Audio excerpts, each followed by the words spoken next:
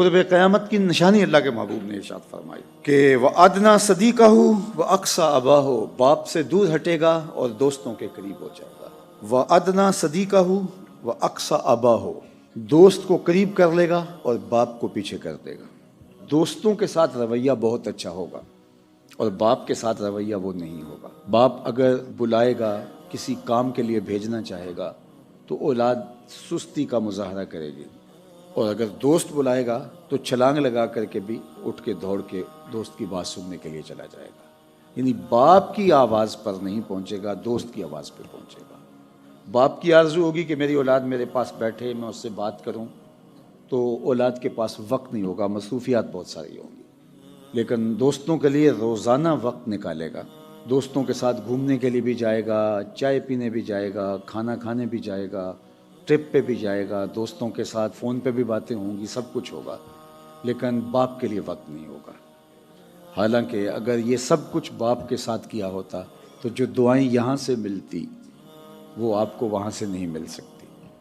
اس کا مطلب یہ نہیں ہے کہ دوستیاں ترک کر دی جائیں، لیکن ترجیح باپ کو ہونی چاہیے، ترجیح دوستوں کو نہیں ہونی چاہیے۔ بالخصوص جب باپ بوڑھا ہو جاتا ہے، اس کی جو سوشل ایکٹیویٹیز ہیں ختم ہو جاتی ہیں، جب تو وہ لوگوں سے خود مصروف ہوتا ہے تو اس کو اتنی ضرورت بھی محسوس نہیں ہوتی۔ عمومی طور پہ جو بستر سے ماں باپ لگ جاتے ہیں، بیمار ہو جاتے ہیں، تو وہ سارا دن گھر کے اندر اپنی اولاد کا انتظار کرتے ہیں کہ شام کو میرا بیٹا آئے گا، اور بیٹا آتا ہے، کمرے میں داخل ہوا، باپ کو سلام لیا، اور ابو کیسے ہیں، اور نکل گیا۔ 10 منٹ وہ اپنے بچوں کے ساتھ بیٹھا، پھر گھومنے کے لیے دوستوں کے پاس باہر چائے خانہ پہ 3 گھنٹے گزار کے آیا۔ جب پھر واپس آیا تو رات 11 بجے 12 بجے باپ کو پھر انتظار تھا۔ تو یہ فرما بردار بیٹے کی بات کر رہا ہوں، نافرمان تو اولڈ پیپلز ہوم میں چھوڑ آتے ہیں، یہ فرما بردار جو کہلاتے ہیں یہ ان کی بات ہے۔ دوبارہ آیا اور پھر آنکھوں میں نیند چڑھی ہوئی تھی تو کہا کہ صبح دفتر بھی جانا ہے، اچھا ابا جی السلام علیکم، اور پھر اپنے کمرے میں چلے گئے۔ 24 گھنٹے کے انتظار کے بعد 2 مرتبہ ملا، السلام علیکم، اچھا ابا جی السلام علیکم۔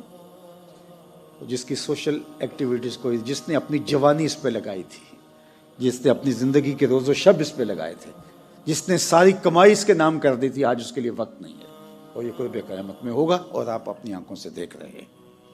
یہ کسی بوڑھے سے پوچھیے جو بستر سے لگا ہوا ہے اور اس کے 4 بیٹے ہیں، 5 بیٹے ہیں، 6 بیٹے ہیں، کوئی بھی اس کو وقت دینے کے لیے تیار نہیں ہے۔ بیٹے بیٹیاں بھی آ کے اس کے پاس نہیں بیٹھتے، دوسری جگہ پہ بیٹھ کے آپس میں گپ شپ لگاتے ہیں، حالانکہ وہ بعض کا چپ بیٹھا ہوتا ہے اور ان کو خوش ہوتا ہوا دیکھ کے خوش ہو رہا ہوتا ہے، لیکن اس کے باوجود بھی اولاد اس کمرے میں اس جگہ پہ بیٹھ کے گپ شپ بھی نہیں لگاتی، اور وہ تھوڑا سا الگ ہو کے بیٹھ جاتی ہے۔ اصل جب وہ اس عمر کو پہنچے گی تو اس کو پتہ چلے گا کہ اولاد کی کس قدر ضرورت ہوتی ہے ماں باپ کو۔ وہ پاس خالی بیٹھے رہے ہوں، ماں اور باپ تو صرف چہرہ اولاد کا تکتے رہے تو ان کے اندر سکون اترتا ہے۔